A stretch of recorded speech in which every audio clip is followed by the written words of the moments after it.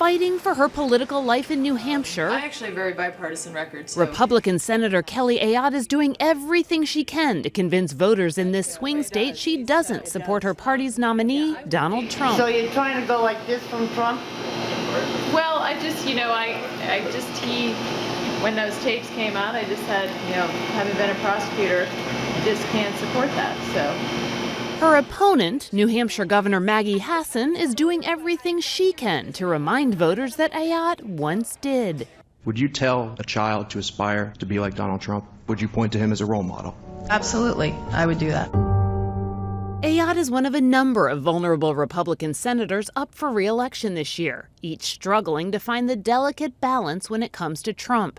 Missouri Senator Roy Blunt, North Carolina Senator Richard Burr, and Wisconsin Senator Ron Johnson are continuing their support of Trump, even after his vulgar remarks about women were made public. The Republicans running for office now are, to put it bluntly, screwed coming and going.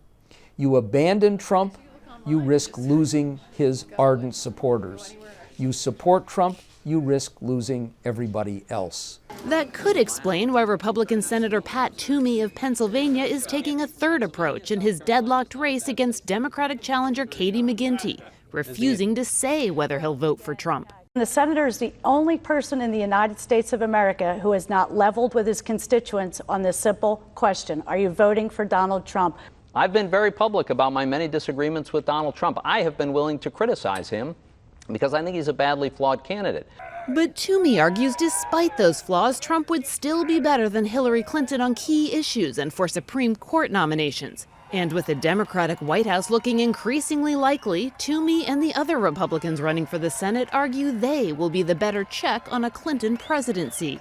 Her unfavorables are almost as high as Donald Trump's. So there is a lot of resistance to Hillary Clinton and possibly an overreach of her agenda. So it is very successful for them to be able to say, listen, we'll be a check and balance on her policies. Democrats need a net gain of 5 seats to recapture the Senate, 4 if Clinton wins the White House because the vice president casts the tie-breaking votes.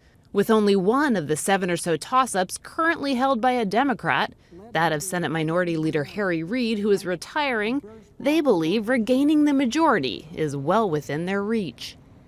Kelly Daschle, Associated Press.